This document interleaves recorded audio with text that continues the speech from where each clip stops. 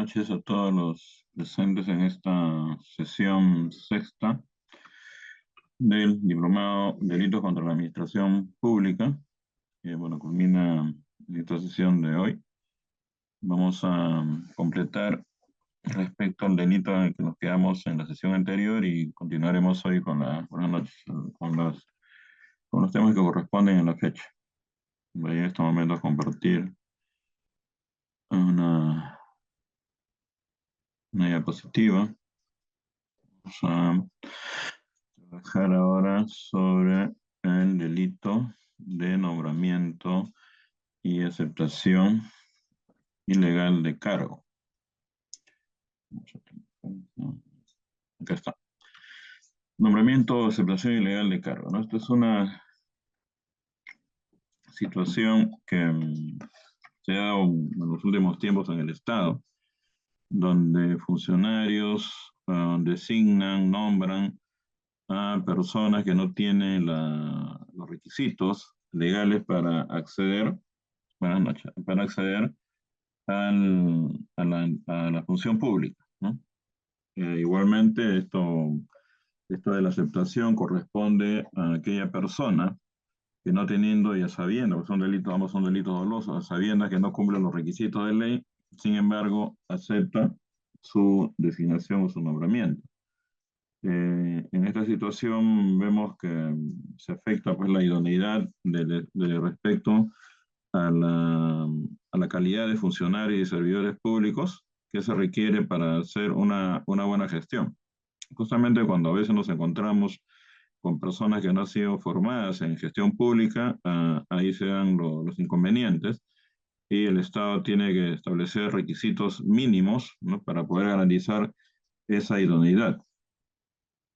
Este delito de nombramiento y aceptación ilegal en la legislación comparada, por ejemplo, lo tenemos en el caso de Costa Rica, en su Código Penal, donde señala que se sanciona, en este caso con multa, al funcionario público que propusieron nombrar para cargo público a persona en quien no concurren los requisitos legales, es decir, nombramiento a una persona que no tiene los requisitos establecidos por la ley. Acá vemos una pena pecuniaria. En el caso del delito de nombramiento ya en el Código Penal Nacional, en sus inicios tuvo una pena bastante leve y ahora tiene una pena privativa de libertad que lo vamos a ver más adelante, ¿no? En el caso de Bolivia, también en su Código Penal hace referencia a nombramientos ilegales. Igual acá y la sanción es una multa.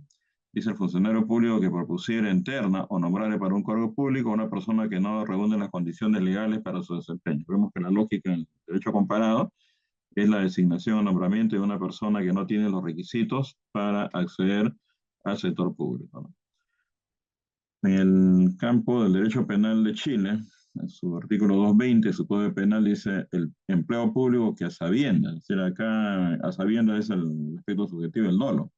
Estos son delitos dolosos, ¿no? Designa en un cargo público a persona que se encuentra afecta a inhabilidad legal, que le impide ejercerlo, será sancionado con pena de inhabilitación, ¿no? Y el funcionario que hace la designación correspondiente, ¿no?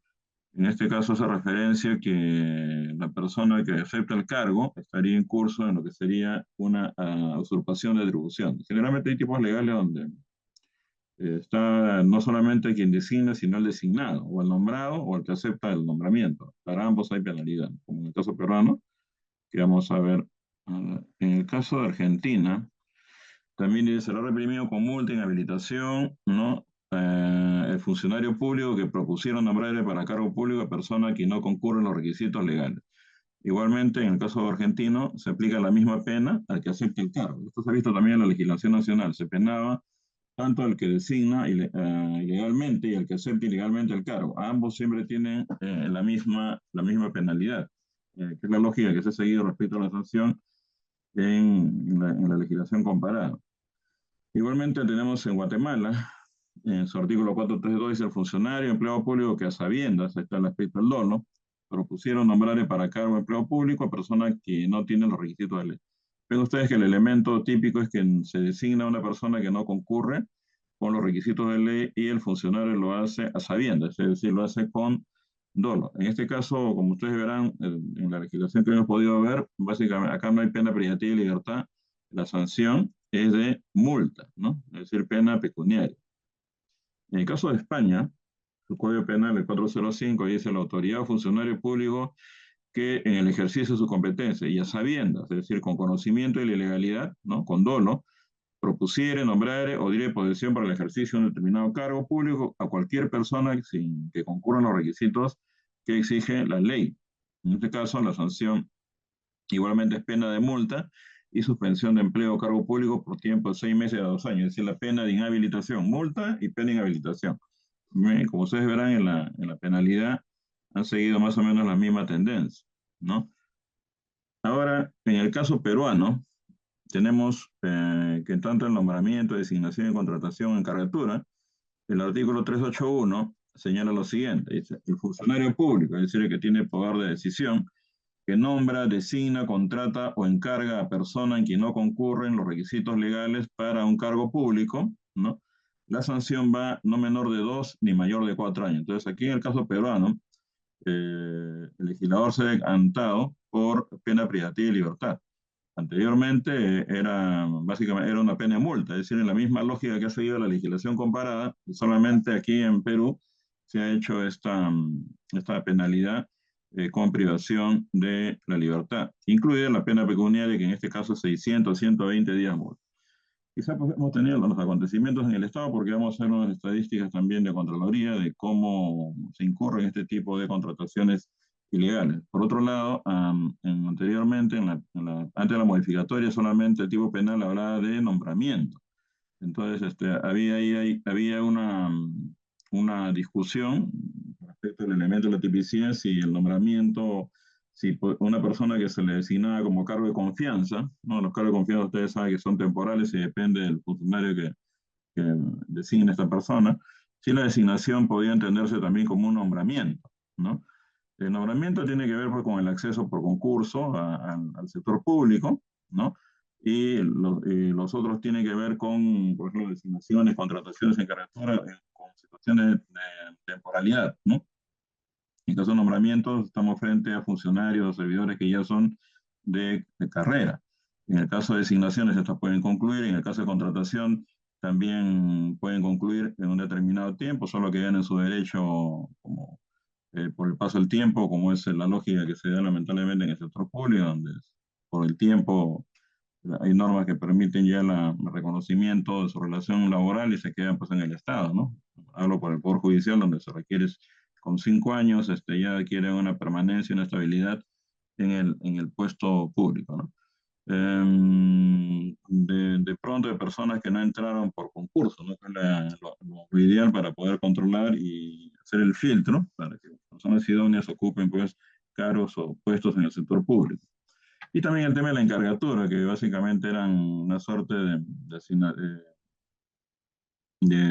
designaciones provisionales, asignaciones provisionales de un cargo, ¿no? Es decir, de un puesto, de pronto una encargatura es un cargo superior, pero siempre una idea de provisionalidad, ¿no? Las encargaturas generalmente son provisionales, temporales, y cuando aparece, no sé, la persona que ocupa el puesto dentro del cuadro de asignaciones personal, el encargado vuelve a su puesto de origen.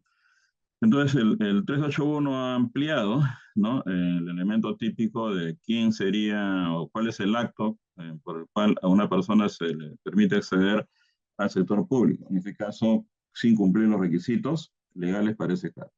Entonces, vemos que ya tenemos acá en el 381 la primera modalidad es el funcionario que nombra, ¿no? Pero también tenemos en el 381 a la persona que acepta el cargo, ¿no? Y el que acepta el cargo sin contar con los requisitos legales será reprimido con las mismas penas, ¿no? Esta modificación se ha hecho, ojo, el 27 de enero del 2023, es decir, el año tiene, el año pasado tiene un año y meses, ¿no? Un año y meses esta modificación, porque anteriormente era pena de este, pena de multa, ¿no? Era pena de multa. En la misma idea de que manejan las legislaciones comparadas, la misma idea de penalidad, pero en este caso ya, o sea, nos hemos decantado, el legislador, por una sanción mucho más severa.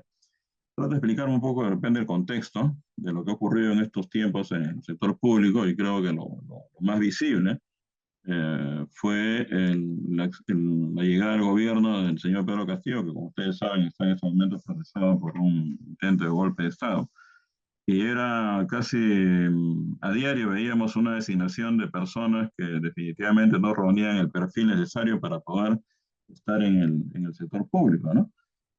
Incluso un caso hasta un poco bochornoso cuando designó a una persona como embajador, ¿no? Una persona que no tenía, ni siquiera había, recuerdo que ni siquiera había terminado la universidad y tenía, creo que tenía un negocio parece que de venta de productos en el mercado central. Entonces, ser embajador, a pesar de que la norma permite que un embajador, hay los embajadores de carrera, no hay un porcentaje que nombra el Ejecutivo, que son los embajadores políticos.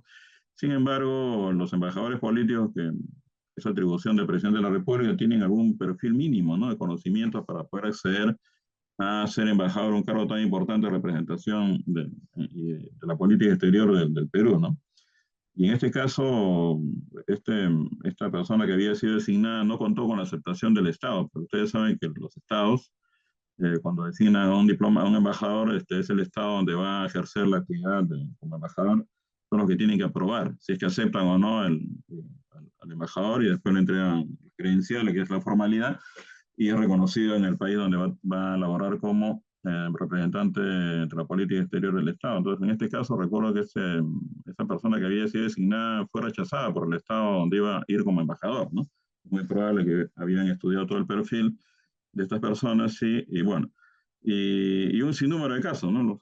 Casi los escándalos eran diarios, ¿no? Eran diarios en entidades donde había de alta responsabilidad y los perfiles eran muy claros y muy exigentes, ¿no? Habían personas que no tenían, pero ninguna experiencia en lo que es gestión pública ni en el sector público.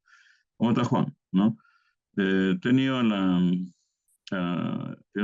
oportunidad de enseñar en maestría de gestión pública, ¿no? Y ahí con alumnos muy especializados que vienen a estudiar gestión pública y que trabajaban en el Estado, donde se generan especialidades en el sector público, ¿no? La comprensión de cómo es la gestión pública es importante y creo que los partidos políticos, que son los que llegan a veces al Estado, tienen que comprender que por más que tengan personas que han trabajado en la actividad partidaria, para llegar al Estado pues, tiene que reunir los requisitos mínimos para poder estar en el sector público, ¿no?